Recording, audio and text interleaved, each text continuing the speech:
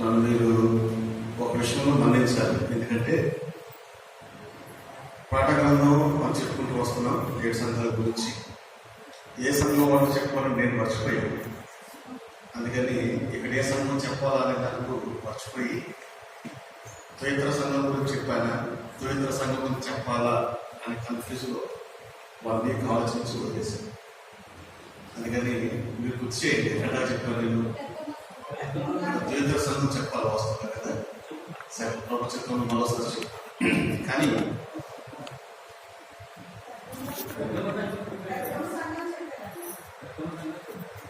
మా సంఘం చెప్పాను, నాకు చెప్పాల్సింది ఏ సంఘం? ఏ సంఘాలు?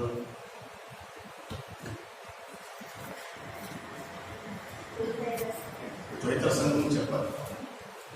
అదే పొరపాటు నాదే, నేను కన్ఫ్యూజ్ అయ్యాను. దానివల్ల నేను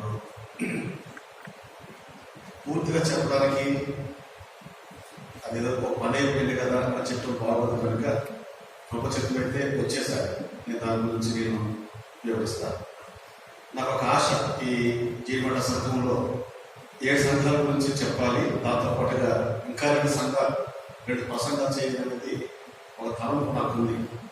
7 సంఘాల గురించి చెప్తూ ఇంకా 2 ప్రసంగాలు చేస్తే నేను అనుకున్న నియమం ఇక్కడ అయిపోతుంది, దాని తర్వాత దేవుడు చెప్తాం అనుకున్నాను. కనుక ఆ 2 ప్రసంగాలలో ఒక ప్రసంగం ఇంకోటి చెప్పడానికి సిద్ధపడ్డాను. ఆశ్చర్యం ఏంటంటే నేను ఏ విషయంలో చెప్పాలనుకుంటున్నానో మీరు పాడిన పాటలు అవే ఉంటాయి. ఏమిటి అంటే యేసు ప్రభు యొక్క 2వ రాకడ. నేను 7 సంఘాలు అయిపోయిన తర్వాత యేసు ప్రభు రాకడ గురించి చెప్పాలనుకున్నాను. ఈరోజు యేసు ప్రభు రాకడకు జరిగే సూచనలు ఏమిటి అనేది వివరిస్తారు. ఒకవేళ మీరు లైవ్గా రాసుకుంటే మరొక పేజీ దీనికోసం కేటాయించండి, సంఘాల గురించి, లేదంటే దాంట్లో కలుపుకున్నా పర్వాలేదు. యేసుక్రీస్తు ప్రభు 2వ రాకడకు సూచన. నేను ఎందుకు దీన్ని దేవుడి నియమము అన్నాను అంటే, నేను 2వ రాకడ చెప్పాలని ఆశపడుతూ వచ్చాను.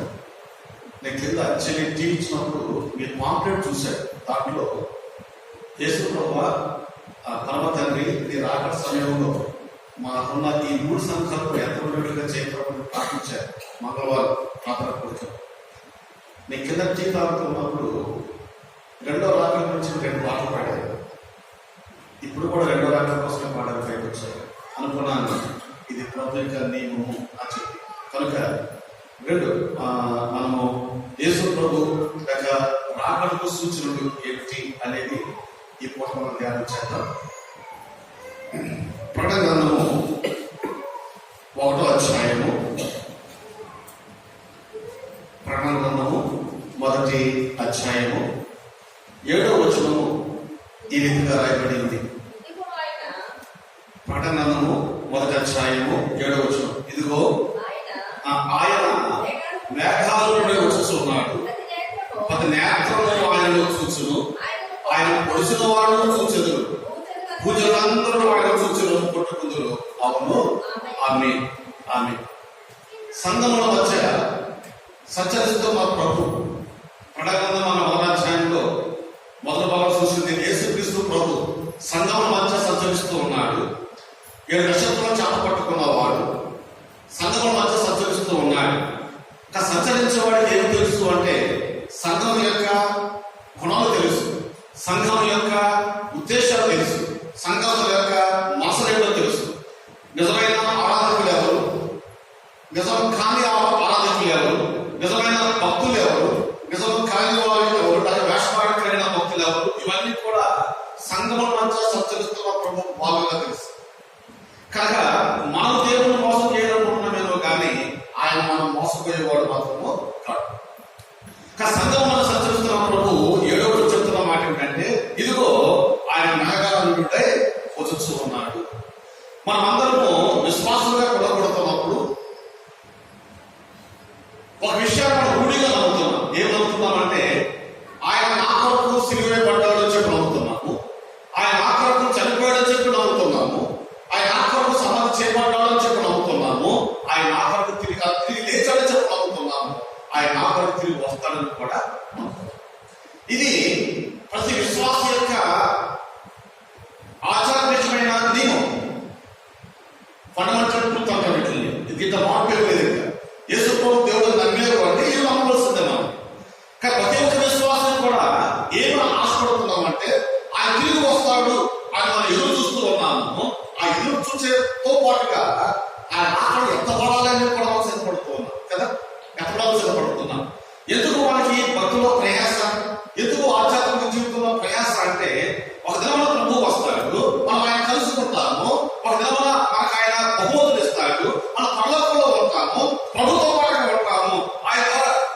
మన మంచి మేలు లేక ఫలాలు మంచి దాసుడా అని అనిపించుకుంటాం అనే ఉద్దేశంతో ఈ భూలోకంలో మన విశ్వాస యాత్ర కొనసాగిస్తూ ఉన్నాం. అవునా కదా?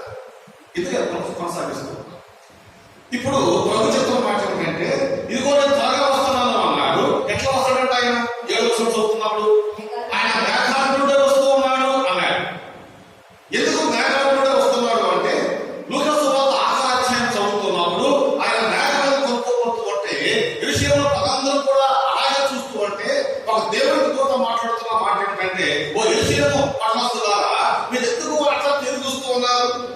ఆయన ఎట్లా మేఘాలతో వచ్చాడో ఆయన తిరిగి వస్తాడు అన్నాడు. కాబట్టి వీళ్ళందరూ యేషూలో నుంచి వెనక ఎక్కడే ఉంది కనిపెట్టండి అని లూకా సువార్త మనం ఆఖరి భాగం చదువుతున్నాము. దానికి అనుభవం దానికి తర్వాత వచ్చినాము అపోస్తల కార్యములు 7వ అధ్యాయము 7వ వచనం చదువుకుంటూ వెళ్తా వాళ్ళ ఇంటి వెనక ప్రార్థన చేస్తూ వచ్చిన విషయాన్ని. కానీ మేఘం మీద వెళ్ళాడు, మన మేఘముడుగా రాబోతున్నాడు. మనం కూడా మేఘం మీద మధ్యాకర్షణమైన మనము కలుస్తున్నాం. కానీ మనందరికీ కూడా నిరీక్షణ ఉంది అంటే యేసుక్రీస్తు ప్రభు వారు వస్తాడు. ఇంకో మాట మనం చదువుతాం. మత్తయి సువార్త 24వ అధ్యాయం. మత్తయి సువార్త 24వ అధ్యాయం. మత్తయి సువార్త 24వ అధ్యాయము 3-4 వచనాలు. ఆయన ఒలీవ కొండ మీద కూర్చుని ఉన్నప్పుడు శిష్యులు ఆయనతో వచ్చి ఏకాంతంలో వచ్చి, ఎప్పుడు జరుగును నీ రాకడకును ఈ యుగ సమాప్తికి సూచననేది మాతో చెప్పును అనగా యేసు వారితో ఇట్లను, ఎవడను మిమ్మల్ని మోసపరచకుండా చూసుకునండి, ఎవడను మిమ్మల్ని మోసపరచకుండా చూసుకునండి అని యేసుతో రాకడ గురించి మోసమైన అనేక విషయాలు కనబడుతున్నాయి. కానీ యేసు రాకడ వస్తాడు, కొన్ని సూచనలు ఏంటి అని శిష్యులు అడిగారు. అవి లేఖనాల్లో ఉన్నాయి. ఈ పూట ఉన్నా మిమ్మల్ని అడుగుతున్నాను, యేసు ప్రభు రాకడ సూచనలు ఏంటి అమ్మా? ఆయన త్వరగా వస్తాడు. యేసు ప్రభు రాకడ సూచనలు ఏంటి అంటే మీకు తెలిసి చెప్పండి. నాకు తెలిసి నేను చెప్తాను. ఓకే, భూకంపం వస్తాయి, యుద్ధ సంవత్సరాలు ఉంటాం, ఇంకా జనం మీద దేవతలు పడతాను, రాజ్యం మీద రాజ్యం వస్తుంది,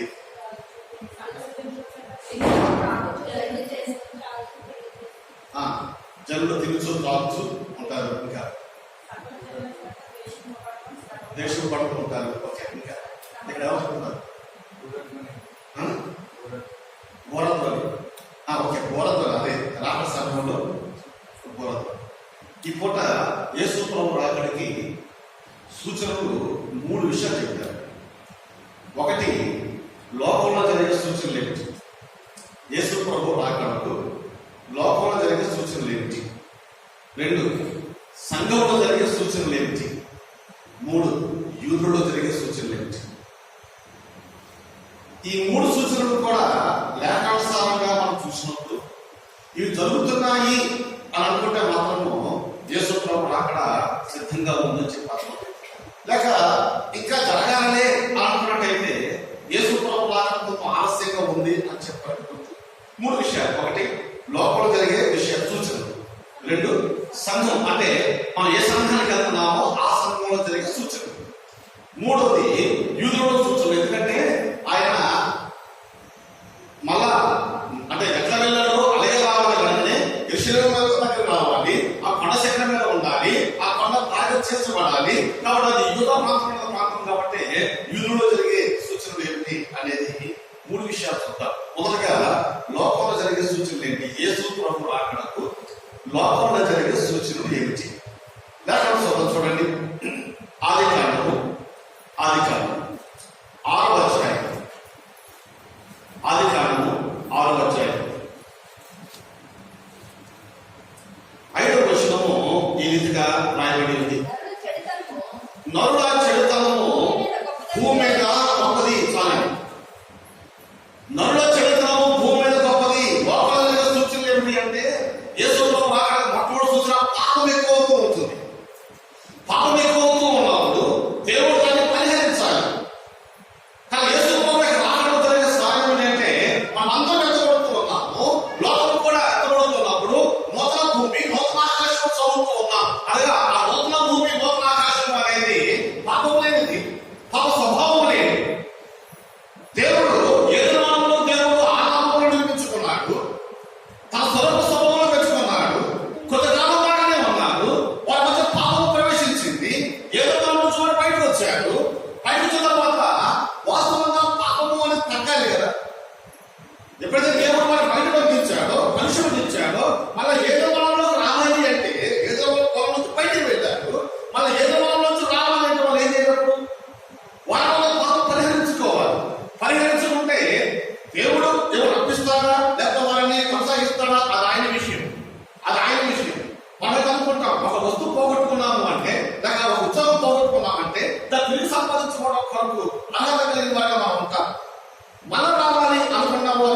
పాపం చేసేవారుగా ఉండరు. కానీ నోవహు కాలం వరకు ఏమైంది? అది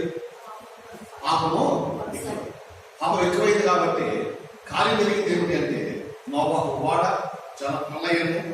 ఇప్పుడు పాపం చేసిన వాళ్ళందరూ ఏమయ్యారు? మహావర్షం కురిసింది, 40 జనములు, సమస్తం కూడా దేవుడు రూపు మాట్లాడు. నీతివంతుడు తన ఒకే ఒక నోవహు కుటుంబాన్ని ఆయన కనపరుస్తున్నారు. ఆశ్చర్యం ఏంటంటే 6:5 నరుల చెడుతనం భూమి మీద గొప్పగా ఉందేమో కానీ నోవహు జీవితంలో నోవహు కుటుంబంలో చెడుతనము లేదు. నరులు అలాగే ఉన్నారు. నోవహు ఇంటి పక్కన కూడా పాపం చేస్తూ ఉన్నారు. నోవహు ఎదుటి వాళ్ళు కూడా పాపం చేస్తూ ఉన్నారు. నోవహుతో పాటు ఉన్న వాళ్ళందరూ కూడా పాపం చేస్తూ ఉన్నారు. కానీ ఆ పాప స్వభావం అనేది కానీ ఆ పాప భీతి అనేది కానీ నోవహులోనూ నోవహు కుటుంబంలో లేదు. కాబట్టి దేవుడు వారిని కాపాడుతూ వచ్చాడు. మిగతా పాపం చేసుకుని అందరూ చేసుకుని వచ్చాడు. ఆయన జలప్రళయం ద్వారా తీసివేశాడు. ఇప్పుడు రెండో రాకడ సమయంలో కూడా జరగాల్సింది. ఇప్పుడు రెండో రాకడలో సంఘం ఎత్తబడుతుంది, ఏడుగా తీర్పు జరుగుతుంది. జరిగింది ఏమిటి? యుద్ధం జరుగుతుంది. ఆ సమస్తం తీసివేస్తాడు. నూతన ఆకాశము నూతన భూమి, నూతన ఆకాశం నూతన భూమి అంటే పాపము అనేది పరిగణింపబడుతుంది. రెండో రాకడ సూచనలు ఏమిటంటే ఇక్కడ చదువుతున్నాం, పాపం విస్తరిస్తుంది. ఒక మాట జవాబు చెప్పండి. పాపం విస్తరిస్తూ ఉందా? పాపం ఎక్కడన్నా తగ్గిందా? నేటి కాలంలో మన లోకంలో సంభవించే సూచనల గురించి చెప్తున్నాం. యేసు ప్రభు రాకడికి లోకంలో సంభవించే సూచనలకు పాపం విస్తరిస్తుంది. పాపం విస్తరిస్తుంది. కానీ పాపం విస్తరిస్తుంది అని మనం నమ్ముతున్నాం లేదు. పేపర్ చదువుతున్నా, అనేక మాధ్యమంలో చూస్తున్నా, మాటికి కూడా అనేక విషయాలు మనం చదువుతున్నాం. కానీ పాపము ఎక్కువ అవటానికి ఒకే ఒక సూచన ఏంటి అంటే యేసు ప్రభు రాకడ సిద్ధంగా ఉంది అంటారు. రెండోది, లోకంలో పాపం ఎక్కువ అవుతుంది అంటే సూచన మరొకటి ఏంటి అంటే పోలీస్ స్టేషన్ సంఖ్య ఎక్కువ అవుతుంది. పోలీస్ స్టేషన్ సంఖ్య పెరుగుతుంది. ఒకప్పుడు మహంకాళిలో పోలీస్ స్టేషన్ ఉంది, ఎంతకి ఎక్కువ. దాని తర్వాత అల్వాల్ పోలీస్ స్టేషన్ వచ్చింది. ఇప్పుడు బోల్పల్లి వచ్చింది, జీపల్లి కూడా వచ్చింది. అంటే పాపం నేరం పెరుగుతుంది కాబట్టి అరికట్టాలి కదా అంటే పోలీస్ స్టేషన్ వచ్చాయా? నేరం తగ్గింది కాబట్టి పోలీస్ స్టేషన్ వచ్చాయా? రేపు మాకు శుభాషణాలు కూడా వస్తుంది. ఎందుకో తెలుసా? పెరుగుతుంది. పాపం పెరుగుతుంది మాట వాస్తవమే, కానీ నీ జీవితం జాగ్రత్త. ఎందుకంటే వారితో కలిసి ఉన్నాము అంటే వారు వరదలు కొట్టుకుపోయినట్టుగా నీటి ప్రవాహంలో మనం కూడా కొట్టుకుపోయే వారికి ఉండకుండా ఉండాలి అంటే యేసు ప్రభు సూచనకి ఇదని చెప్పి మన జీవితం కాపాడుకోవాలి. కానీ మొదటి సూచన పాపము విస్తరిస్తుంది. ఎక్కడ సూచన ఇది? సంఘంలోగా, బయట లోకంలో సూచన. ప్రపంచవ్యాప్తంగా సూచన ఏమిటి అంటే ఒకటి పాపము విస్తరిస్తూ ఉంటుంది. మత్తయి వార్త ఇందాక చదివిన భాగంలో ఉంది కదా. ఈ సూచనలు ఏమిటి ఆయన అని అడిగినప్పుడు యేసు ప్రభు వారు మాట చెప్తూ 24వ అధ్యాయంలో ప్రభు వారు చెప్పిన మాట ఏమిటి అంటే 7వ చదువు చూడండి. ఇందాక చెప్తూ వచ్చారు జనం మీద, ఆ జనం మీదకి జనము, రాజ్యం మీదకి రాజ్యమును లేచను. అక్కడక్కడ కరువులను, భూకంపములను, కలుగును, ఇవన్నీ వ్యాధులకు ప్రారంభము. ఇవన్నీ కూడా వ్యాధులకు ప్రారంభం. ఏమి ప్రారంభము? ఎరువు చదువుతున్నాం. జనం మీద జనం ధరిస్తూ ఉన్నారు, రాజ్యం మీద రాజ్యం ధరిస్తూ ఉన్నారు.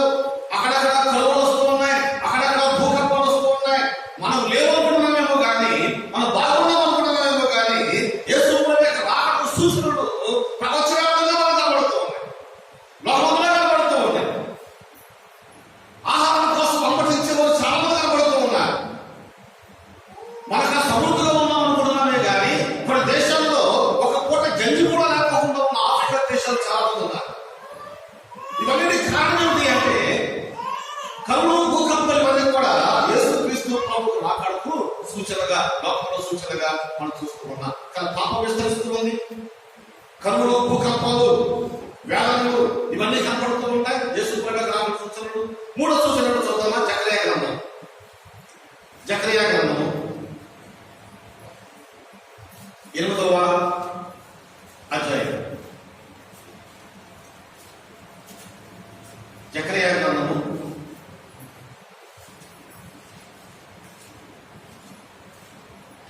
8వ అధ్యాయము చూడండి మాట చదువుతాం 10వ వచనంలో. ఆ దినములకు ముందు అమ్మ చదివా. ఓకే, 8వ అధ్యాయం 10వ వచనం చూడండి. ఆ దినములకు ముందు, ఏ దినములకు ముందు? యేసు ప్రభువు రాకడకు ముందు. యేసు ప్రభువు రాకడకు ముందు జరిగేది ఏంటంటే, ఆ దినముల ముందు మనుషులకు కూలి దొరకక ముందును, అంటే ఉద్యోగాలు కరువైపోతూ ఉన్నాయి. చదువుకున్న వాళ్ళు ఉన్నారు కానీ ఉద్యోగాలు ఉంటాయి. నిరుద్యోగ సమస్య ఎత్తిపోతూ ఉంటుంది. ఎంతమంది లేరు ఉద్యోగాలకి? నిరుద్యోగంగా ఉన్నవాళ్ళు ఉన్నాయి. 5 వస్తాయి కానీ 5,000 ప్రతిష్ఠించడం లేదు. ఉన్నాయి కొన్ని ఉద్యోగాలే కానీ కొన్ని లక్షల అప్లికేషన్ పెడుతూ ఉన్నాయి. దీనికి కారణం ఏంటి అంటే, యేసు ప్రభు రాకడ జరుగుతున్నది తరుణము గుర్తు ఏమిటి అంటే, పనులు దొరకటం లేదు. చదువుకున్నారు, ఉద్యోగాలు దొరకటం లేదు. అసలు పనులు లేదు చాలా మందికి. కాబట్టి అడ్డ కూలీలో పేరు వచ్చింది కదా, వాళ్ళు అడ్డ మీద ఉండి ఏ పని చేసే సిద్ధంగా ఉన్నారు అసలు తెలుగు కోసం. ఆట పనుల్లో కూలి దొరకక ఉన్నారు. 10వ వచనం చదువుతున్నాం. పశువుల పనికి బాడిగ దొరకకపోయేను, తన పని మీద పోవానికి శత్రుపోయేను చేత నెమ్మలేకపోయేను. ఎలాగనగా ఒకరి మీద ఒకరిని నేను ప్రేమించుచుంటిని. పశువులతో పని చేసుకుంటున్నారే కానీ వాడి కంటే అతి కూలి పని ఇవ్వడం లేదు. ఇవన్నిటికీ కారణాలు ఏంటి అంటే, ఆదరణ సమీపించకూడదు అన్నాడు. కానీ యేసు ప్రభువు రాకడ సూచనలు ఏంటి అంటే, పాపం విస్తరిస్తూ ఉంటుంది. తర్వాత కరువులు, భూకంపాలు, వ్యాధులు జరుగుతూ ఉన్నాయి. కరువు కాలం ప్రారంభం అవుతుంది. కూలి దొరకదు, కూలి దొరకదు. చాలా మంది ఉన్నారండి కూలి దొరకని వారు, చాలా మంది ఉన్నారు. ఇలా ఐటీ కంపెనీలు ఉద్యోగం చేస్తున్నారు కానీ ఉద్యోగం ఎప్పుడు పోతుందో వాళ్ళకి తెలియదు. సడన్ గా తీసి పక్కన కూర్చోబెడుతున్నారు. ఏ చేరుబాటు అర్థం కావడం లేదు. అప్పుడప్పుడు కొంతమంది పిల్లలు కనపడుతూ ఉన్నారు. ఏదైనా వెళ్ళలేకుండా కోర్సు చేసుకున్నాం అంటున్నాడు. ఇతర కోర్సు ఉద్యోగం చేస్తున్నాం కదా అంటే, ఏమో పిల్లలు పై పక్కన కూర్చోబెట్టాడు. ఇంకోటి నేను ట్రై చేస్తున్నాను. చదువుకున్న వాడే, లక్షలు సంపాదించుకున్న వాడే సడన్ గా ఉద్యోగాలు పోతూ ఉన్నాయి. మన ఉద్యోగం లేకపోతే ప్రయత్నం చేసుకున్నారు. ఆదరణ ముందు నిరుద్యోగ సమస్య ఎక్కువవుతూ ఉంటుంది. ఒక మాట చదువుతామా? యాకోబు రాసిన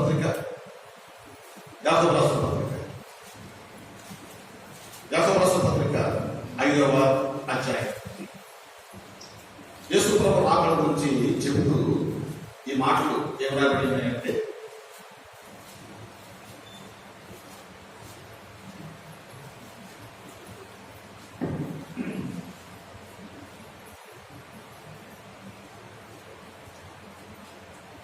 మూడవ వచనం నుంచి ఈ మాట చదువుతారు. మీ బంగారమును మీ వెండి తుప్పు పట్టినవి, వాటి ఉప్పు మిగల సాక్షిగా ఉండి అగ్ని వలె మీ శరీరంలో తిరివేయను.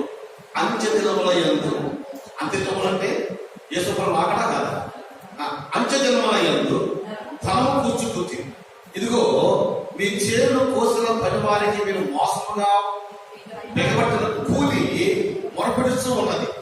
మీ కోతవారి కేకలు సైనికులకు ప్రభు యొక్క చెవులలో చచ్చుతూ ఉన్నది. 3-4 వచనాలు మనం ఏం చదువుతున్నాము అంటే, పని చేసుకుంటారే కానీ డబ్బులు ఇవ్వరు. ఉన్నారు ఇటువంటి విషయాలు. పని చేసుకుంటారు, డబ్బులు ఇవ్వరు. పని చేసుకుంటారు, తక్కువ ఇస్తారు. పని చేసుకుంటారు, కూలి పని చేసుకుంటారు, రేపు ఇస్తాంలే అంటారు.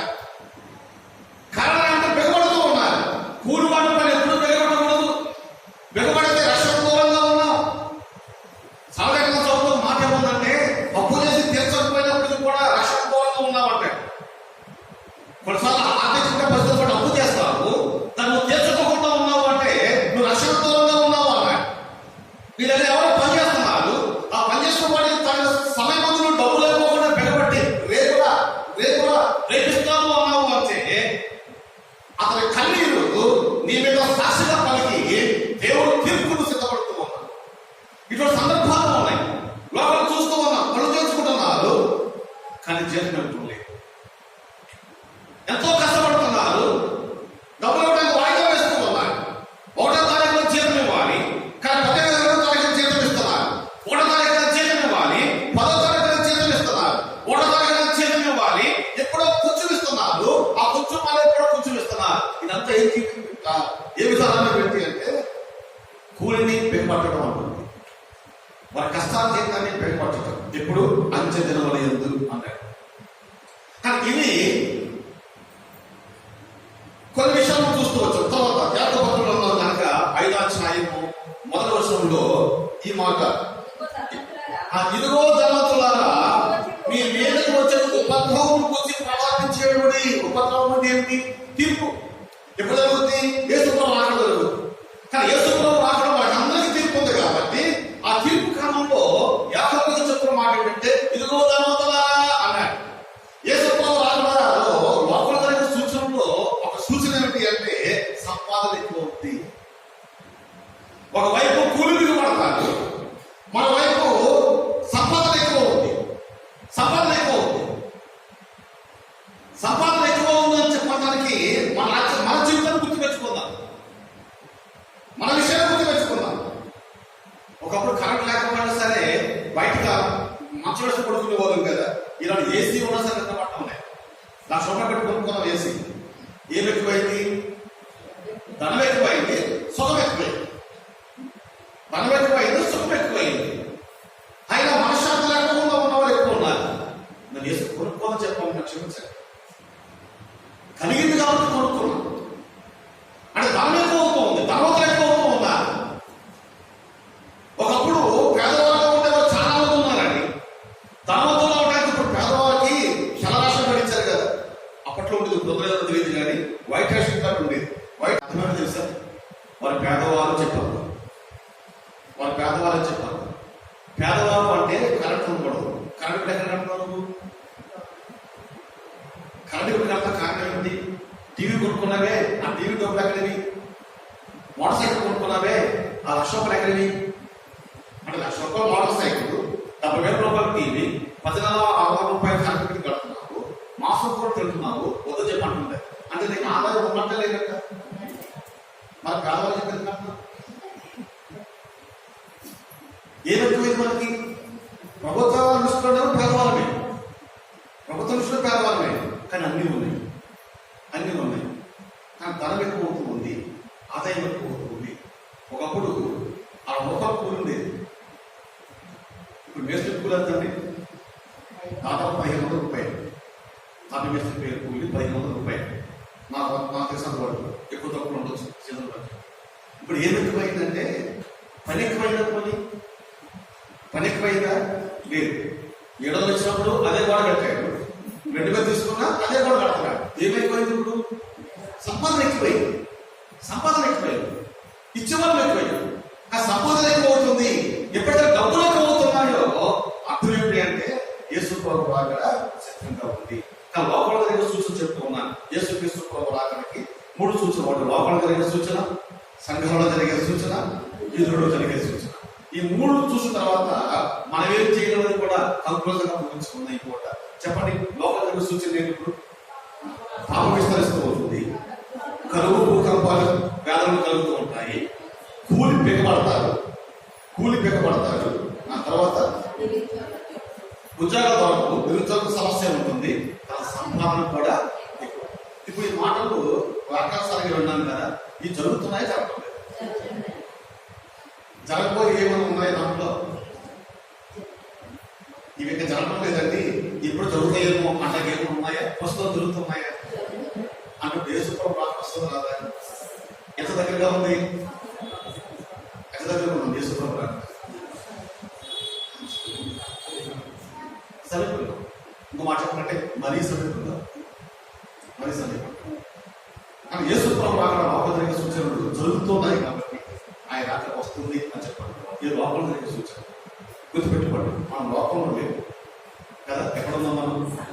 సంఘంలో మానవస్పతి వారిలో, బాప్తిజం పొందిన వారిలో ఉన్నాం.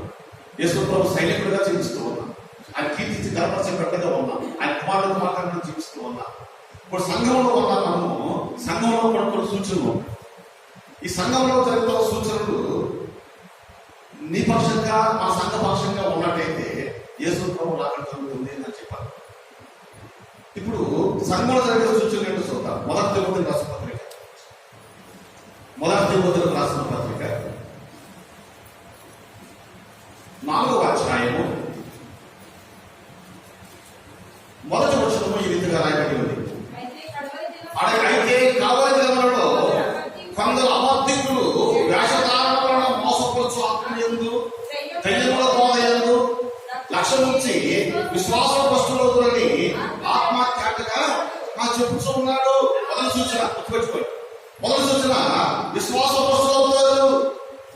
ఏ కాలంలో? కలవరి కాలం. మనం ఏ కాలంలో ఉన్నప్పుడు ఇది కలవరి కాలమే. లోపదరిగిన సూచనలు మనము ఓకే అనుకున్నామంటే, లోపదరిగిన సూచనలు జరుగుతున్నాయని చెప్పనుకున్నామంటే వాళ్ళు కలవరి కాలంలో ఉన్నాం. కలవరి కాలంలో సంఘంలో ఎక్కడ ఉన్నాము అంటే సంఘము విశ్వాస సమూహం కదా. ఇది దేవుడికి వాక్యం విని వాక్యం వినడం ద్వారా విశ్వాసం కలుగుతున్నప్పుడు, ప్రభు కొంచెం విన్నప్పుడు విశ్వాసం కలుగుతున్నప్పుడు, విశ్వాసం ద్వారా సంఘంగా కూర్చోబడతాము. సంఘంగా కూర్చోబడిన మనము ఆయన ప్రభువుల విశ్వాసంలో అంతకంతకు వర్తిల్లాలి. కానీ ఇప్పుడు ఏమవుతున్న సంఘంలో కలవదలలో కొందరి అబద్ధ బోధకులు వేషధారణ వలన మాసముచ్చాత్మ దయ్యంలో కొంత లక్ష్మించి విశ్వాసం ఏమవుతున్నప్పుడు విశ్వాస వస్తువు కనబడతారు. ఎందుకు విశ్వాస వస్తువు అంటే రెండే రెండు విషయాలు చెప్తూ వచ్చాడు. ఒకటి అబద్ధ బోధ అన్నాడు, రెండు వేషధారణ అన్నాడు. ఏంటి అబద్ధ బోధ అంటే వాక్యంగా చెప్పకుండా వక్రీకరించి చెప్పడం, అనుకూలించి చెప్పడం, మేలుకరంగా చెప్పడం, వాక్యంగా చెప్పడం. ప్రభు ఏం చెప్పాడు అనవసరం కానీ పెన్నమైన చెబుతూ, అనుకూలంగా చెప్పుకుంటూ, నేను బాధపెట్టుకోవడం చెప్పుకుంటూ అనేక విషయాలు బోధించి దేవుడు వాడిని పరిచాడు, ఇది దేవుడికి వాక్యమే అని చెప్పి అబద్ధ బోధ చేసే వాళ్ళు చాలా మంది ఉన్నారు. అటువంటి వారి గురించి యేసు ప్రభువు చెప్పిన మాట ఏంటంటే, మీరెవరో నాకు తెలియదు అన్నట్టు. మీరెవరో నాకు తెలియదు.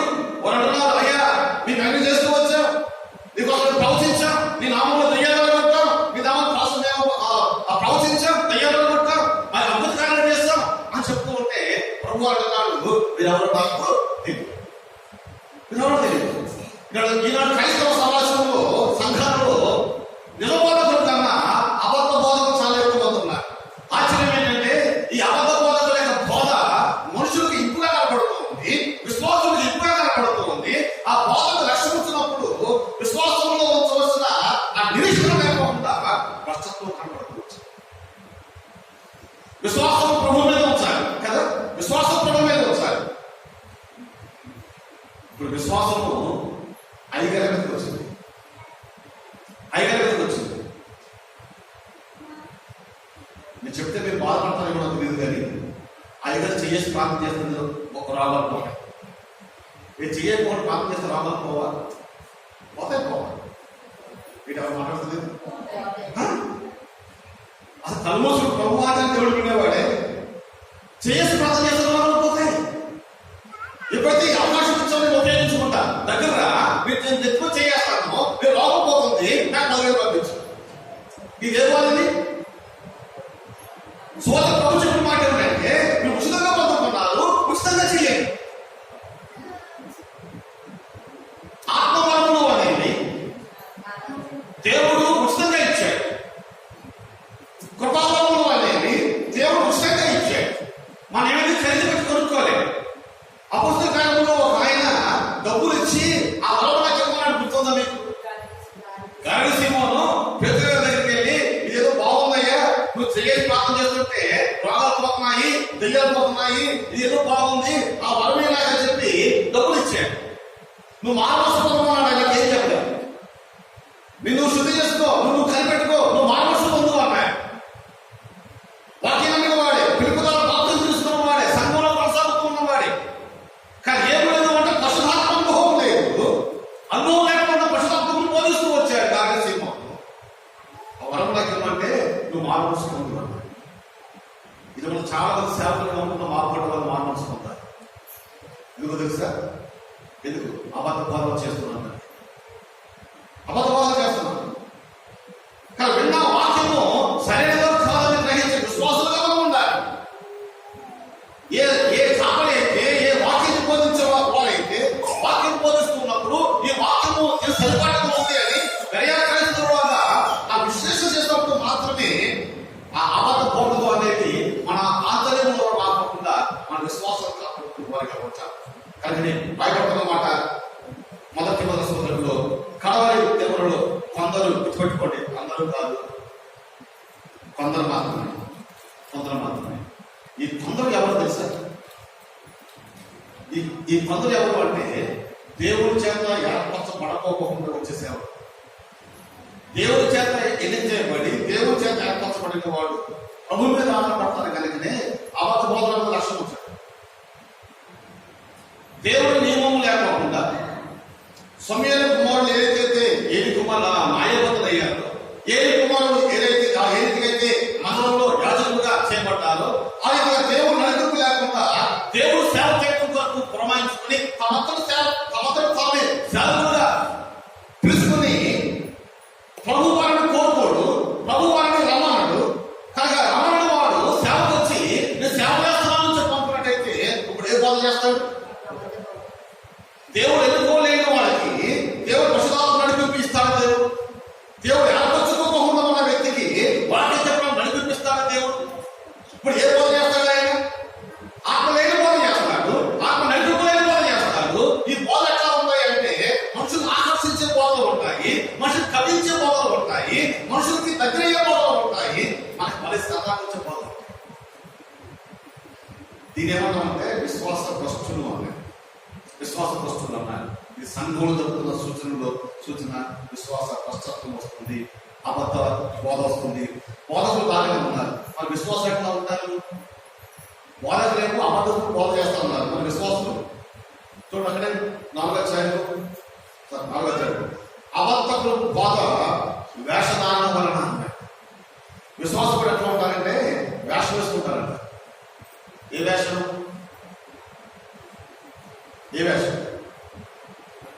క్రైస్తవ వేషం వేసుకుంటారు.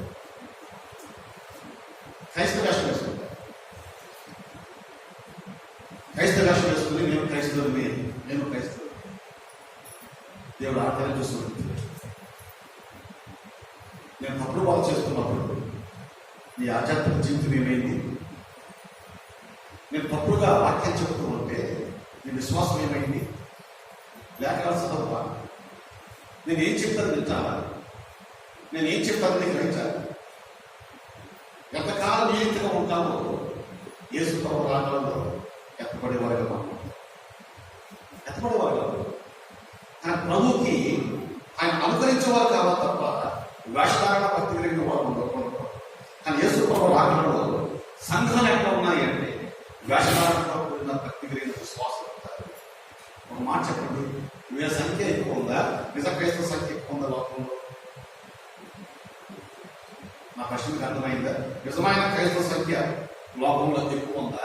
వేషధారణ కలిగిన క్రైస్తవ సంఖ్య ఎక్కువ ఉందా? వేషధారణ కలిగిన సంఖ్య అంటే అది ఎక్కువ ఉంది కాబట్టి వాటిని నెరవేరుతుందా లేదా? నెరవేరుతుంది చేసుకోవాలి. మాట్లాడుతారు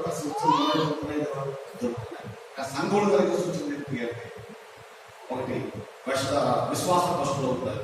ఎట్లా భ్రష్టులు అవుతారు? విశ్వాసం కలిగించుకుంటారు, వేషధారణ కలిగించుకుంటారు, వేషధారణతో కూడిన పట్టిన వాళ్ళు చనిపోయేవారిగా కనపడుతుంటారు. 2వ తిమోతికి రాసిన పత్రిక అయినా రోజు ఉంటాయి. Okay, thank you. 2వ తిమోతి రాసిన పత్రిక 4వ అధ్యాయము 3-4 వచనాలు. ఎందుకనగా జనులు ఇతర బోధన సహింపక దురాచరణలు కలవాలి, తమ స్వకీయ దురాశలకు అనుకూలమైన బోధకులను తమ కొరకు పోగు చేసుకుని. ఆ మాట పట్టుకోండి. ఏమాట? తమ స్వకీయ దురాశలకు అనుకూలమైన బోధనను తమ కొరకు పోగు చేసుకుని సత్యములను చెవియక కల్పనా కలవైపు తిరుగు కాలము వస్తుంది, వచ్చును అన్నాడు. ఇది అర్థం ఏంటంటే హితబోధకు సహింపక. హితబోధ అంటే స్వచ్ఛమైన బోధ, వాక్యంగా బోధించు. దేవుడు ఏం చెప్పాడు దా చెప్పడం, ఖండించమన్నాడు ఖండించాలి, సరిదిద్దమన్నాడు సరిదిద్దాలి. కానీ ఇటువంటివి కూడా లేదు. ఏమంటారు 4వ వచనంలో? ఎందుకనగా జనులు అన్నారు. ఇందాక బోధ కోసం చదివారు. ప్రజలు ఎట్లా ఉన్నారు? వాళ్ళు ఏమంటున్నారంటే హితబోధ సహించక, ఖండించకూడదు, సరిదిద్దకూడదు, సరిదిద్దకూడదు. ఏం చెప్పాలంటే వారికి చూడకుండా మాట దురాచరణలు కావాలి, తమ స్వకీయ దురాశలకు అనుకూలమైన బోధ కావాలి. అనుకూలమైన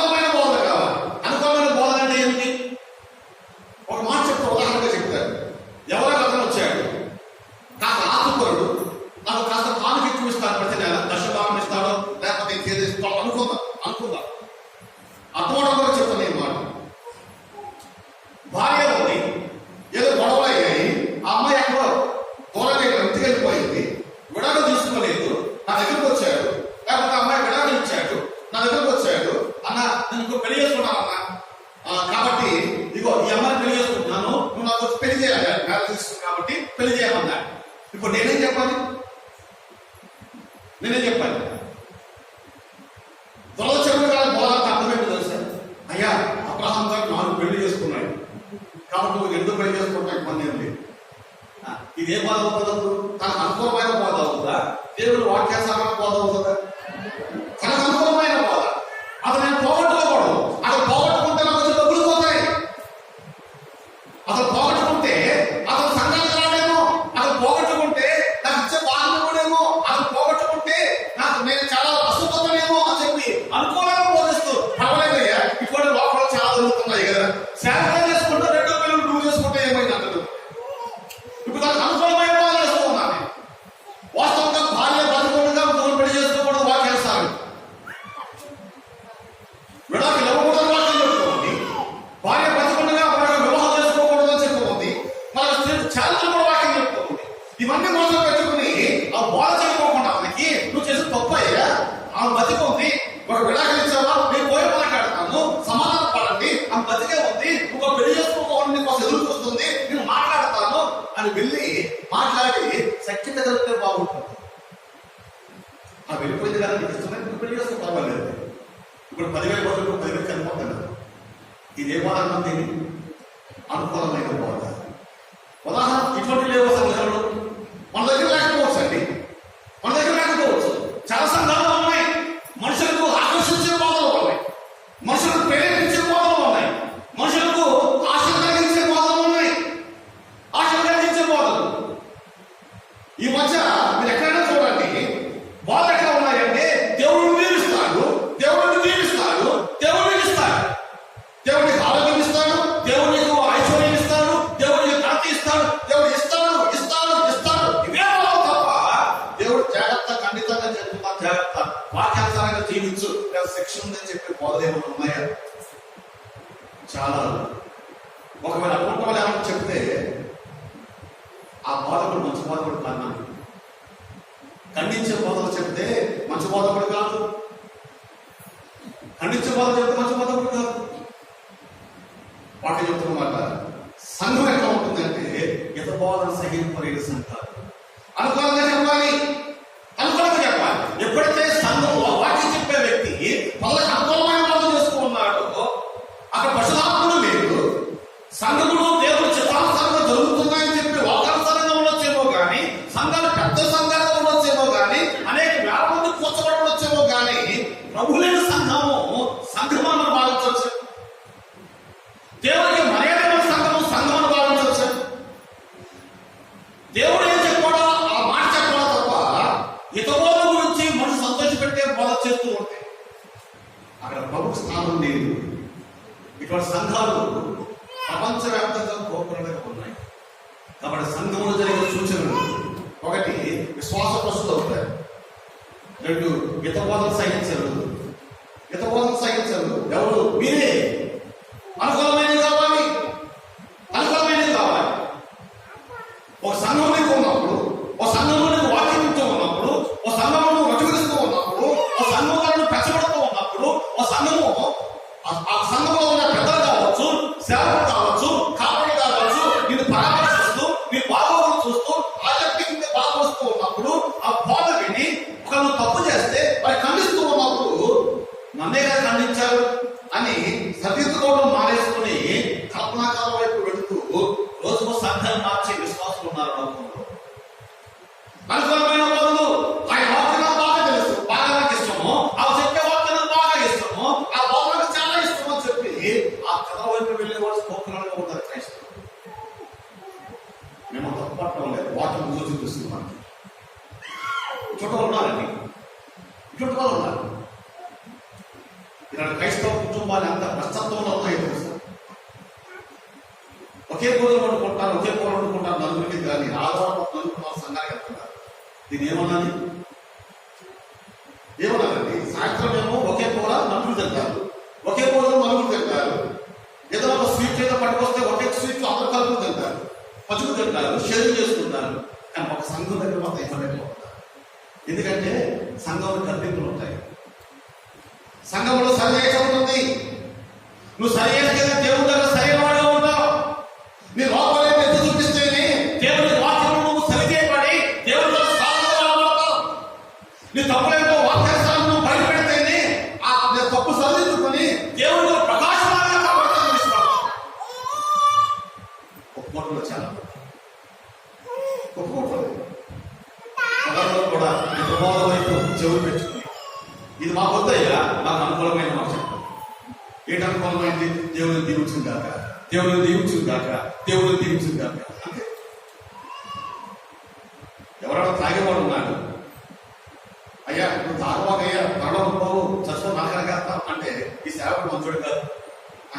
అయ్యా నోవా కూడా తాకి పడుకున్నాడు అయ్యా పర్లేదులే అని చెప్పి ఈ సేవకుడు అవుతాడు. మంచి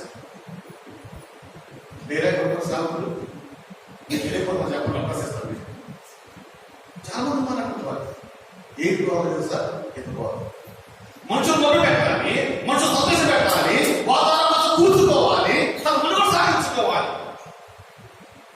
ఇక్కడ బాగుపోయేమో కానీ దేవుడి దగ్గర నాకు తెలుస్తుంది, దేవుడి దగ్గర నాకు తెలుస్తుంది. కానీ ఎవరైనా బాగుపడు అంటే దేవుడి చేత పిలవబడిన వారు మాత్రం కాదు, ప్రామాణిక పాలన. ఒక విషయాన్ని గుర్తు చేస్తారు. మోషే గారి కాలంలో వాళ్ళు ఐగుప్తు నుంచి వాళ్ళు కనాను పెట్టుకున్నప్పుడు వేరు చోట చెప్పి అన్నం పంపించారు కదా. ఆయన ఒక గోత్రంతో ఒకరు పంపిస్తుంది. 10 మంది అదే దేశానికి వచ్చారు, 10 మంది అదే భూమిలోకి వెళ్ళారు, 10 మంది అదే వర్షం చూశారు, అదే వాతావరణం చూశారు, 10 మంది అక్కడికి వచ్చారు. ఇప్పుడు మోషే గారికి ఏం చెప్తున్నారు? 20 మంది ఏమో ఒకటి చెప్పారు, ఇద్దరేమో 10 మంది ఒకటి చెప్పారు, ఇద్దరేమో ఒకటి చెప్పారు, ఇద్దరు ఒకటి చెప్పారు. ఈ 10 మంది ఒకటే చెప్పడానికి కారణం ఏంటి? ఈ 10 మంది ఒకటి చెప్పడానికి కారణం ఏంటి?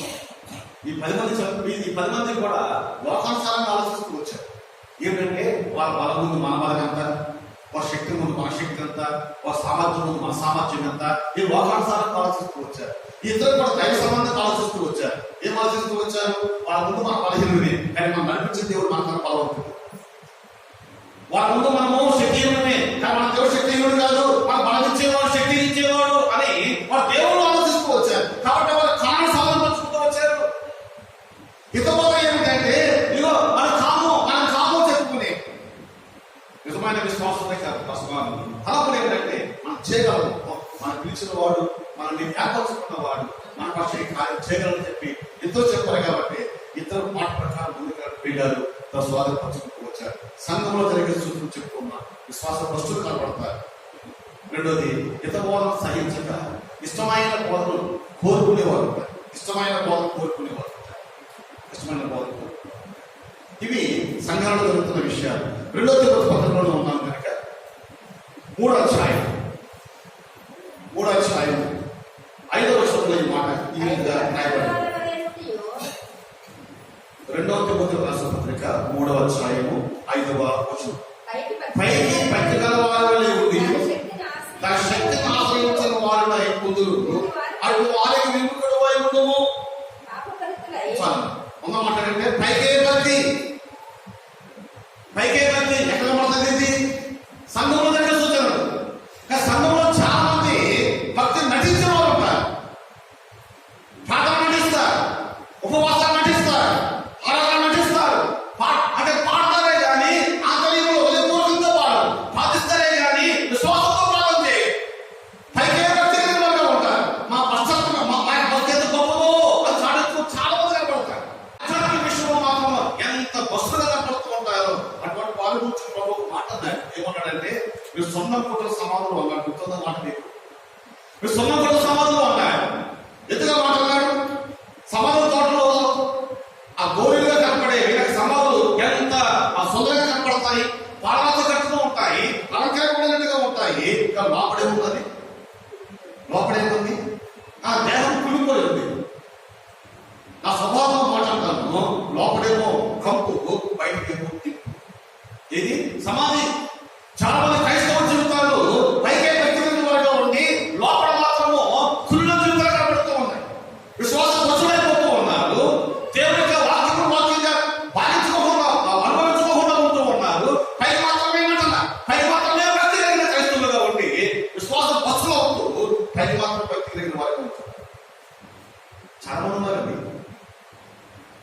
పైకే బట్టి ఒక మాట చెప్పనా, ఈ క్రిస్మస్ కాలం రోజులు ఎర్రపడ వైట్ పట్ల వేసుకుని మారేసుకుంటారు. యేసుమాల నాకు దాని పేరు యేసుమాల కదా. ఏ భక్తి చెప్పండి, ఆ రోజు వైట్ అంతా చేసుకుంటాడు. నా పేరు రోజున ఆ వైట్ హౌస్ బ్లాక్ అయిపోతుంది, కొలతల కింద కొనుక్కుంటూ వస్తానండి. ఏ భక్తిది? నేను బయట క్రైస్తవులు చెప్తున్నాను. నాకు దినములు యేసు మాల వేసుకుంటాడు, నా పేరు రోజు యేసు మాల పక్కన పెడతాడు, ఆ మాల వేసుకుంటాడు. ఆ తాగుబోతున్నారా, ఆ తిరుగుబోతున్నారా, ఈ మాల మనం వేసుకుంటాడు. అప్పుడు దీన్ని పక్కన పెడతాడు, మనం తీసుకుంటాడు, మనం వేసుకుంటాడు. పైకి వ్యక్తిగతంగా వాళ్ళు అటువంటి వాళ్ళు మీరు చూడండి, అమ్మో మేము దాన్ని చూడకూడదు, ఈ మాట అనకూడదు, అది తినకూడదు, ఇక్కడికి వెళ్ళకూడదు, చెప్పులు వేసుకోకూడదు, స్నానం చేయకూడదు, గడ్డం చేసుకోకూడదు. ఇదంతా నటన కాదు, ఎంత నటన కాదు. ఒక ఆయన మాత్రం అన్నాడు, అయ్యా మాకంటే కొన్ని కార్యక్రమం బయట కనపడుతున్నాయి, ఈ మాలేసుకోవటువంటివి మీకేం కనపడతలేదు అన్నాడు. ఒక ఆయన మీకేముంది అన్నారు. నేను అన్నాను, బాబు నువ్వు మనకులో చేసుకుంటాను కానీ నేను జీవితాంతం మాలేసుకోమని చెప్పాను. నేను ఏం చెప్పలేను. క్రైస్తవ జీవితాంతం మాలేసుకోవడమే. యేసుమాల నమ్మకం సినిమా చూస్తామండి, ఇప్పుడు చూస్తున్నామా? ఏం వేసుకున్నాం? యేసుమాల ఆ మాట అనుకోకూడదు. నేను అది తెలుసుకున్నామా? అది తెలుసుకోవడమే కాబట్టి ఒకడు బూతులు మాట్లాడే వాళ్ళే ఇప్పుడు లేవే, ఒకడు మోసం చేసే వాళ్ళే ఇప్పుడు లేవే, ఒకడు తాగే వాళ్ళే ఇప్పుడు లేవే. కారణం ఏమిటి అంటే మన క్రీస్తు తెలుసుకున్నాం. ఎంతకాలం ఇది? ఆదివారం మాత్రమేనా? అప్పుడప్పుడా? ఎప్పుడున్నా? ఇది ఎప్పుడు కొనసాగే జీవితం. జీవితాంతము కూడా ఆయన రాకడ వరకు కూడా కనిపెట్టుకున్న నీవు నేను కూడా ఆయన ధరించుకుని ఉన్నాను కనుకనే ఆయన వలె జీవితంలో పరిమర్శిస్తాం. నా సంఘం కలిగే చూస్తూ చెప్తున్న పీడారా, ఎంత బాధలు చూస్తూ ఉన్నా.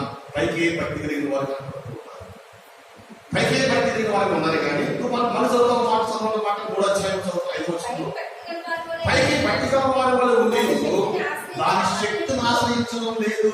ఏ శక్తిని? భక్తిని ఆశ్రయించడం. నిజమైన భక్తి ఏమిటో అది కానీ 18వ అధ్యాయంలో అబ్రహాము ప్రార్థన చేస్తూ వచ్చాడు. సొదొమ లోతు ఉంటే ప్రార్థన చేస్తూ వచ్చాడు. భక్తి నిలుపడి బయట కనబడుతూ ఉంది. ప్రభువా ఎవరి కాపాడుతావా? ఎవరి జవాబు వచ్చింది? తన భక్తిని ఆశ్రయించాడు. ఆ భక్తిని ప్రభువుని ఆశ్రయిస్తూ వచ్చాడు. తన భక్తిని కనపరుస్తూ వచ్చాడు. శ్రమలో ఉన్నప్పుడు, ఇబ్బందులో ఉన్నప్పుడు నీ భక్తి నీకు ధైర్యం చూపిస్తుంది. ఆ ధైర్యం భక్తి మీద ఆధారపడుతూ ఉంటావు. అందులో కూడా దేవుడి యొక్క సహాయం పట్టుకుని దాన్ని ఆశ్రయించిన వారిని ఎప్పుడు కూడా చూపించేవాడు. మీ భక్తులను ఆశ్రయించాలి. భక్తిని ఆశ్రయించుకోకుండా భక్తులు బోధించే మామూలు వాళ్ళ మీద ఆధారపడితే ఫస్ట్ అవుతుంది. ఒక వ్యక్తిని జ్ఞాపకం చేసుకుందాం. ఆదికాండం 12 వచ్చింది. ఆదికాండము 12వ అధ్యాయం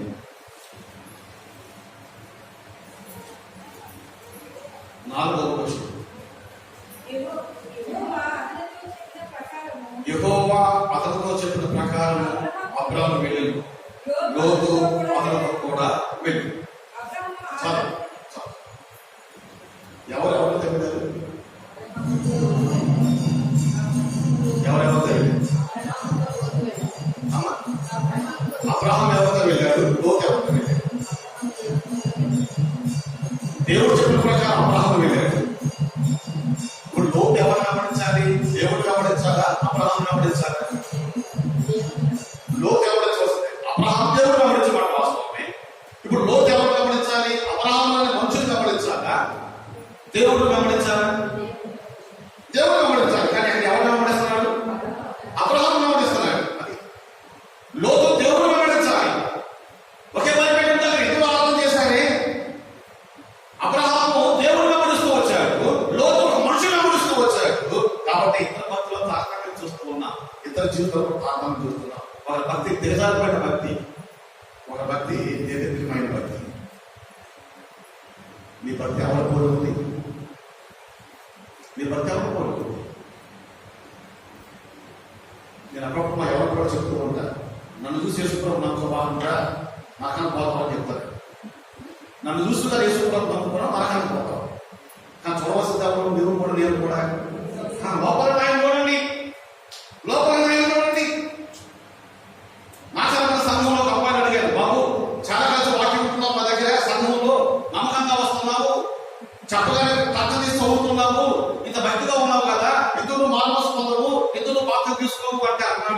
అంకుల్ బాప్తిసం తీసుకున్న వాళ్ళు బాగున్నారా?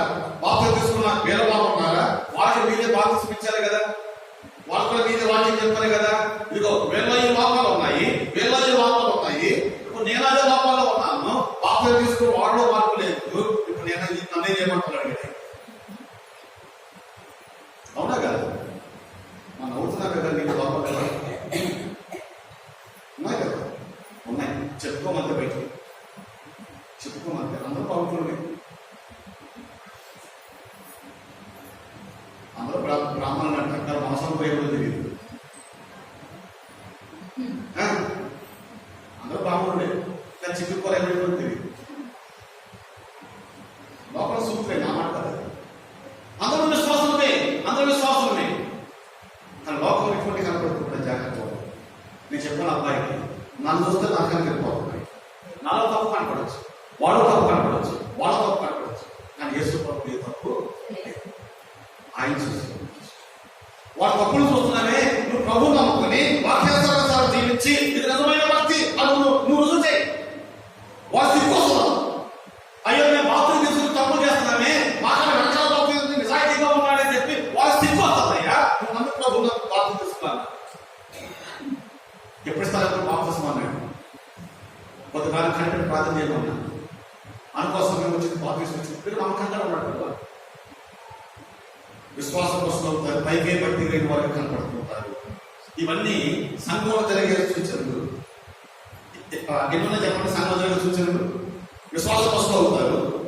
రెండోది ఇంత బోధ సైనిక దొరద చెవులు కలిగిన బోధ కలిగిన వారిగా ఉంటారు. మూడోది పైకి భక్తి కలిగిన వారిగా ఉండి భక్తిని ఆశ్రయించుకోకుండా ఉన్నవారు ఉంటారు. ఇవన్నీ సంఘాలలో జరుగుతున్నాయి లేవా? నేను ఈ సంఘం కూడా చెప్పండి, సమాజంలో ఉన్న సంఘాల గురించి చెప్తున్నా. ఇటువంటివి ఉన్నాయి లేవా? ఉన్నాయి. ఉన్నాయంటే ఉద్యోగులు యేసు ప్రభు రాకడ సిద్ధంగా ఉంది. వాక్యము నెరవేరుతుంది. కానీ ఇటు వాళ్ళ మధ్య భక్తి కలిగిన వారు ఎట్లా ఉన్నారు? దుర్బోధ కలిగిన వారుగా ఉన్నారు, ఇతరుల సహించుకోకుండా ఉన్న వాళ్ళు ఉన్నారు, పైగా భక్తి కలిగిన వారుగా ఉన్నారు. ఇటువంటి వాళ్ళ మధ్య నిజమైన క్రైస్తవులుగా ఉన్నవారు, నిజమైన విశ్వాసంలో ఉన్నవారు ఎట్లా ఉంటారంటే దేవుడి మీద ఆధారపడి బతుకుతారు. వాళ్ళ ఆధారపడి దేవుడి మీదే.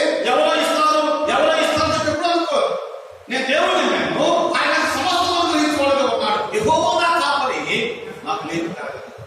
సంఘంలో నాకు ఏం పెట్టలేదు, సంఘంలో వాళ్ళకి కేసారు, సంఘంలో నాకు ఏం చేయలేదు, వాళ్ళ దగ్గర వెళ్తున్నారు, నా దగ్గర ఈ వేరు పెట్టిన వాళ్ళు ఒకే వాళ్ళు గురి కలిగిన వాళ్ళగా ఉంటారు.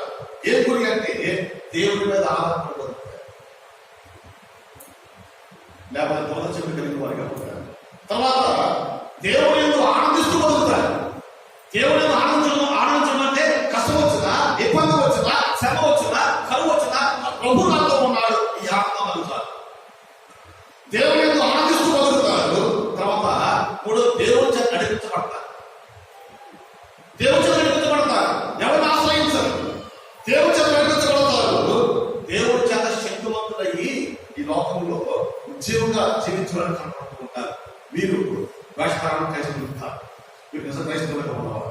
కానీ ఇటువంటి వారి మధ్య నిజ క్రైస్తవులుగా ఉన్నవారు గురించి చెప్తున్నారు. దేవుడి మీదే ఆధారపడతారు, దేవుడి మీదే ఆనందిస్తారు, దేవుడి చేత నడిపించబడతారు, దేవుడి శక్తి మీద ఆధారపడవచ్చు. ఈ కాలంలో ఉన్నదా? ఈ కాలంలో ఉన్నామంటే దేవుని యందు పరిపూర్ణంగా ఆనందించబడుకుంటాం. ఇలా యేసు ప్రభు రాకడకి సంఘంలో జరిగే సూచనలు నుంచి మనం చదువుకున్నాం. మరొక మాట చదువుతారు, సంఘంలో కలిగే సూచనలు 24వ అధ్యాయం మత్తయి సువార్త 24వ అధ్యాయము 12వ వచనంలో ఈ మాట ప్రభువు చెప్తూ ఉన్నాడు. చూడండి, అక్రమము విస్తరించుట చేత ఎంతమంది అనేకులు అన్నాడు. యేసు ప్రభు రాకడ సమయంలో సంఘంలో జరిగిన కార్యం ఏంటంటే 24వ అధ్యాయం 12వ వచనం చదివింది. ఏం చదువుతున్నా? అక్రమ విస్తరించడం చేత అనేకుల ప్రేమ సలాలు. సంఘంలో ఉండవలసింది ఏమిటి? దేవుడి ప్రేమ. ఇప్పుడు ఏం చదవకపోయింది? ప్రేమ. ప్రేమ మనం చాలాసార్లు చూస్తూ వచ్చాం. ఆ సంఘంలో మొదల ప్రేమ విడిచింది, మొదల ప్రేమ విడిచింది అన్నాడే. ప్రేమ చదవకపోయింది. కానీ పైకి ఎట్లా ఉన్నా? పైకి ఎట్లా ఉన్నా? ఎంత ప్రేమ ఎదురువాడు పట్ల ఎంత ప్రేమో. ఇదే ప్రేమ తెలియదు కానీ భోజనం పెట్టినప్పుడు ప్రేమ కనపడుతుంది. ఏంటంటే నాకు ఇంకా వద్దు అంటే ఇంకా కూర్చు వేసుకోవాలి. నాకు వద్దయ్యా అని తెలియదు అంటే ఇంకా కూర్చు వేసుకోవాలి. ఏంటిది? ప్రేమ. వాళ్ళకి వద్దు. మనం ఏం కనపరుస్తుందా? ప్రేమ కనపరుస్తుంది. అనేకులు ప్రేమ చల్లారుతుంది. ప్రేమ చల్లారుతుందా గుర్తుడు తెలుసా? తల్లిదండ్రులు తీసుకెళ్ళి ఎక్కడ పెడుతున్నారు? ఎక్కడ? బయట పెడుతున్నారు. అక్కడ లోపల పెడుతున్నారు. మేము డబ్బులు ఇస్తున్నాం మీకు. ఏం లేదు, వాళ్ళకి తల్లిదండ్రుల మీద ప్రేమ లేదు. తల్లిదండ్రులు ఆస్తులు కావాలి, తల్లిదండ్రుల యొక్క సంబంధించి అంతా కావాలి, కానీ తల్లిదండ్రులు మొదలు పెట్టే స్థితి మాత్రం లేదు. ఏమంటారంటే మేము ఉద్యోగం చేసుకుంటున్నాము, సమయం లేదు కాబట్టి మేము డబ్బులు ఇస్తాము. మీరు ఎక్కడ ఉండాలి? ప్రేమ సందర్భం పోయిందా? నాకు గుర్తులే లేదు. డబ్బులు కాదు, అవి కూడా పెరుగుతూ ఉన్నాయి. అవి కూడా పెరుగుతున్నాయి. ఒకప్పుడు బ్యూటీ పార్లర్ పెరుగుతూ ఉండేది, ఇప్పుడు ఆదర్శాలు పెరుగుతూ వచ్చాయి. ఏం పెరుగుతున్నాయంటే వాళ్ళలో మీ అమ్మ వాళ్ళ చేర్చాలి, మీలాగే చూసుకుంటాం. నెలకు చెత్త కట్టాలి, నెలకు చెత్త కట్టాలి. ప్రేమ చదవుతుంది. భార్య భర్త మధ్య ప్రేమ చదవుతుంది. తల్లి పిల్లల కదా ప్రేమ చదవుతుంది. ప్రేమ చల్లారిపోయిన కాలంలో మనకు కనపడదు. ఇది సంఘాలు జరిగే సూచన. సంఘాలు జరిగే సూచన. ఇంకో మాట చెప్పండి. పాత్ర అంటే సంఘంగా ఉన్న ఈ అగాపే సంఘంలో ఉన్న వారికి వచ్చారు. అందరూ ప్రేమ దగ్గర వారికి వాళ్ళు సంఘుకుంటున్నారు. జాగ్రత్త, నాకు చెవులు నిలబడతాయి.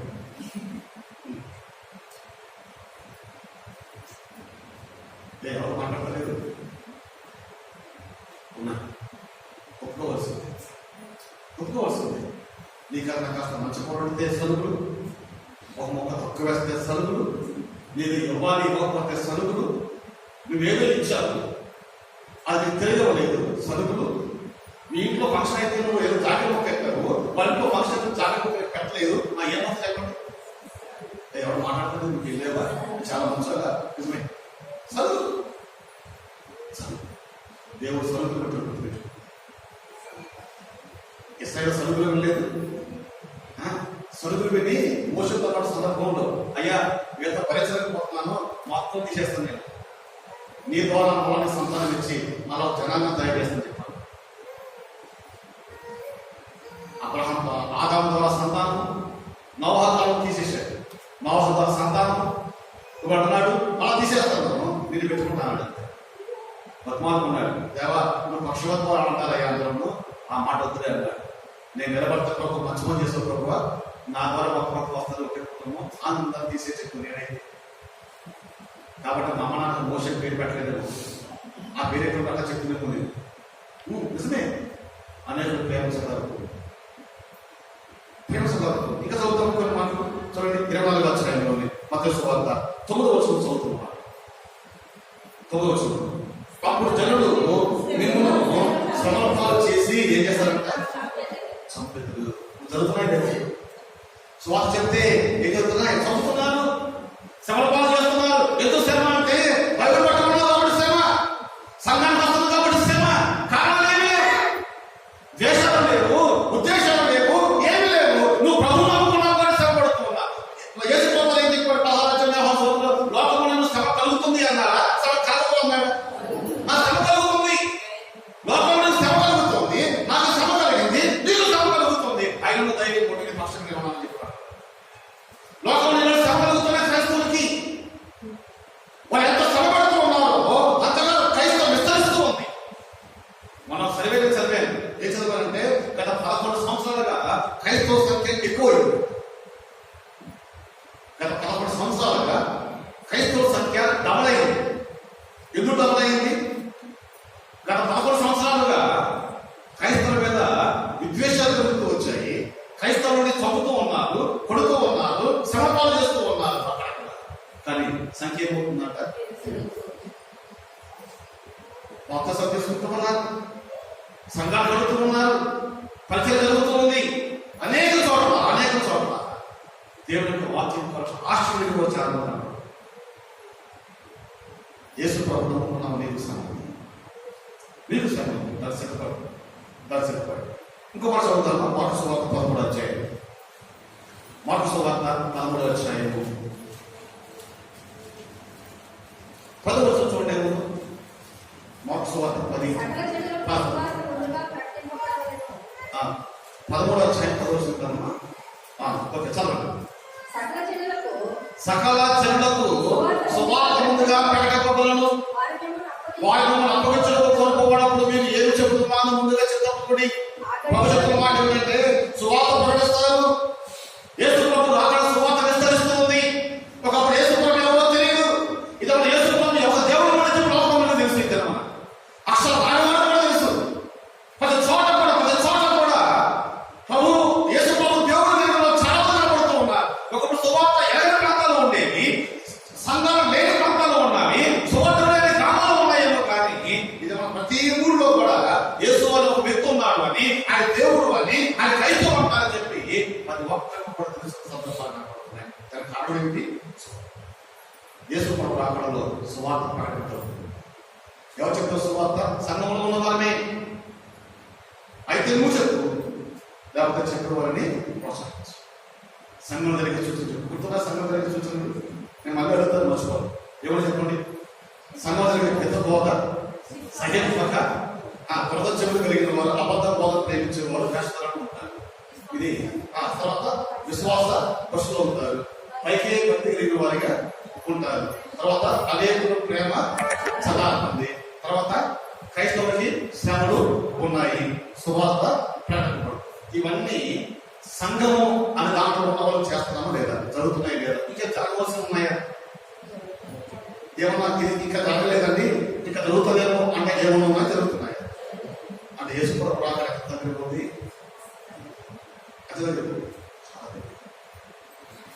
కానీ లోపల సూచనలు చూచాను, సంఘంలో సూచనలు చూచాను, యూతుల్లో సూచనలు చూద్దామా? చూడండి, నేను కూడా త్వరగా ముగిస్తా ఇష్టపడతాను. లోకసు వార్త 21వ అధ్యాయం. లూకాసు వార్త 21వ అధ్యాయం 29వ వచనంలో ఈ మాట ఈ రీతిగా రాయబడింది. 29వ వచనం. వారికి ఆయన ఈ ఉపమానం చెప్పాడు.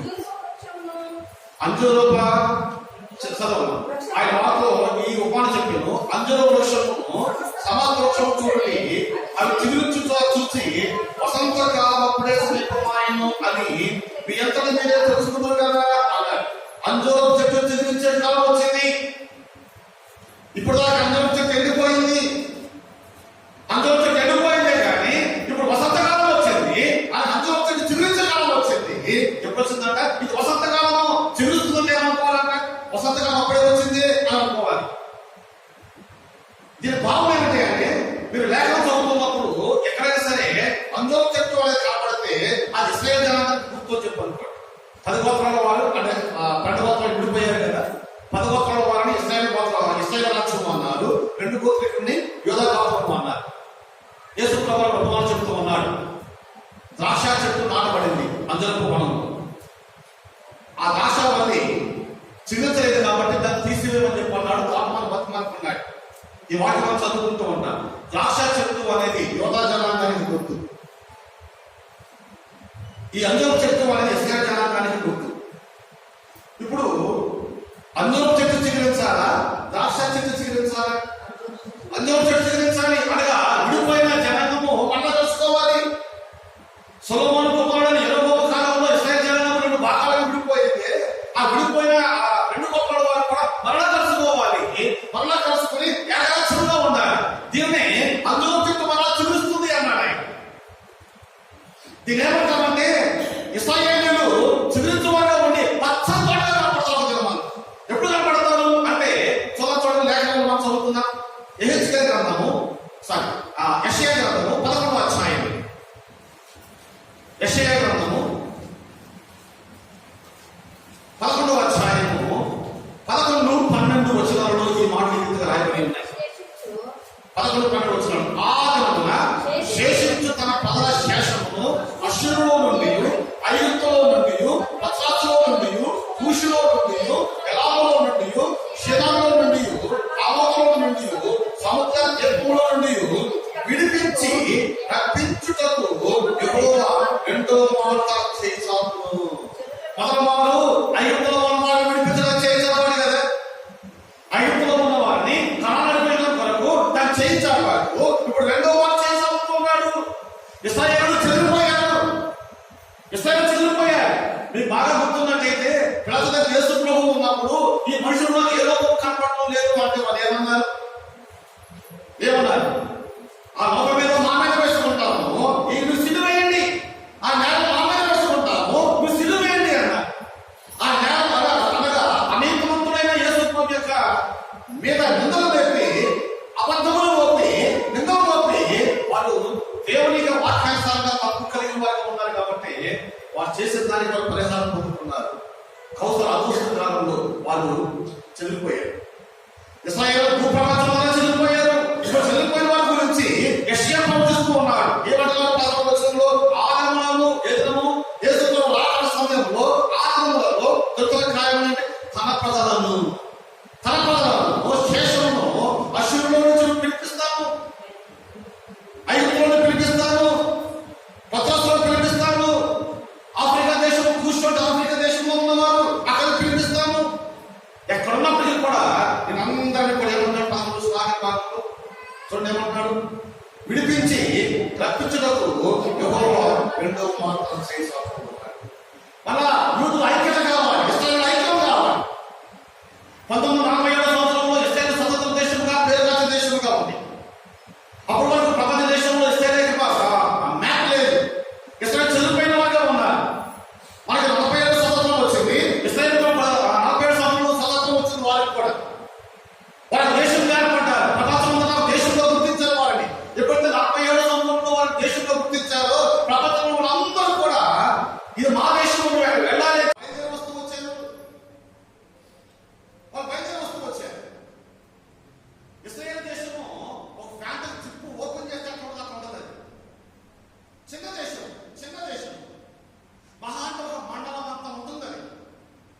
కానీ ప్రపంచంలో దేశాలంతా గురి దాని మీద ఉంది. ప్రపంచం యొక్క ప్రతి ఒక్క తుపాకీ కూడా దాని మీద ఉంది, గురిపెట్టి ఉంది. కానీ ఏ ఒక్క తుపాకీ కూడా దేశం నచ్చలేకపోతుంది. కారణం ఏమిటి? వారు నమ్మని దేవుడు వాళ్ళతో ఉన్నాడు. ఆ దేవుడు నీ దేవుడు అయితే ఆ దేవుడు కూడా నీ పక్షంగా యుద్ధం చేయడానికి ఆయన సిద్ధంగా ఉన్నాడు. కానీ యుద్ధం జరిగే సూచనలు ఏమిటంటే అంజనపు చెట్టు చిగురిస్తుంది. 3 బారిపోయిన దేశాన్ని 47 సంవత్సరంలో స్థిరపరిచాడు. యూదులు తిరిగి వస్తున్నారు. ఎక్కడి నుంచి? ఐగుప్తులో నుంచి, అశ్షూరులో నుంచి, రష్యా నుంచి, భారతదేశం నుంచి అనేక మంది వెళుతూ ఉన్నారు. వెళ్ళాక స్థిరమైన వాసం ఏర్పాటు చేసుకుంటూ వచ్చారు. యెహెజ్కేలు గ్రంథంలో మాట చదువుతారు. యెహెజ్కేలు గ్రంథము 36వ అధ్యాయం. ప్రతి రూపంలో చెప్పిన ఈ మాటలు మనం జ్ఞాపకం చేసుకుందాం. 36వ అధ్యాయము 24వ వచనం. 24వ వచనం. నేను అన్య జనులలో నుండి మిమ్మల్ని తోడుకొని ఆయా దేశములలో నుండి సమకూర్చి మీ స్వదేశంలో మిమ్మల్ని రప్పించను అన్నాడు ఆయన. నేను సమకూరుస్తాను. ఎక్కడున్నారు మీరు? అన్ని దేశాల్లో ఉన్నారు, చెదిరిపోయిన వారిగా ఉన్నారు. మీరు ఎక్కడున్నప్పటికీ కూడా నేను మిమ్మల్ని కనుగొంటాను. మళ్ళా నేను తీసుకొచ్చి మిమ్మల్ని అక్కడ పెట్టాను. ఇర్మియా గ్రంథంలో మాట చదువుతాం. 23వ అధ్యాయం. ఇర్మియా గ్రంథము 23వ అధ్యాయము 3వ వచనంలో రాయబడిన మాటను చదువుతాం. మరియు నేను వాటిని తోలివేసిన దేశంలో నుండి ఒక మాట గుర్తుపెట్టుకోండి. తోలివేసింది ఎవరంటే చల్లగొట్టింది ఎవరంట? ఆయనే చల్లగొట్టాడు. ఎందుకు? మాట లేదు కాబట్టి. మళ్ళీ చదువుతాం 3వ వచనం. మరియు నేను వాడు తోలివేసిన దేశంలో నుండి నా గొర్రెల శేషము సమకూర్చి తమ దొడ్డుకు వాటిని రప్పించదును. అవి అభివృద్ధి పొంది ఏమవుతాయంట? విస్తరిస్తాయి. నేనే తోలివేశాను. ఎందుకు తోలివేశాడు? సొలొమోను మందిరం కడితే మా మందిరం ఎంత బాగుందో అన్నారే కానీ మందిరంలో దేవుడికి వారిని కనపరచలేదు. మా పండుగలు ఉన్నాయని చెప్పి ఎవరు పండుగలు చేసుకున్నారే కానీ ఆ పండుగలో ఉన్న ఆంతర్యం వారు గ్రహించలే. దేవుడు పక్కన పెట్టారు, దేవుడికి కీర్తిస్తూ ఉన్నారు. దేవుడు పక్కన పెట్టారు, దేవుడు కనపరుస్తూ వచ్చారు. దేవుడి కోపం వచ్చి చెదగొట్టాడు. అంటున్నాడు, మీరు ఏ దేశం చదువుపోయినా నాకు తెలిసేది నేనే పంపించాను. మళ్ళీ మిమ్మల్ని అందరూ ఏం చేస్తున్నారా? ఎక్కడికి దొడ్డారు. ఉచిత ఏమవుతారంటే వాళ్ళు 3వ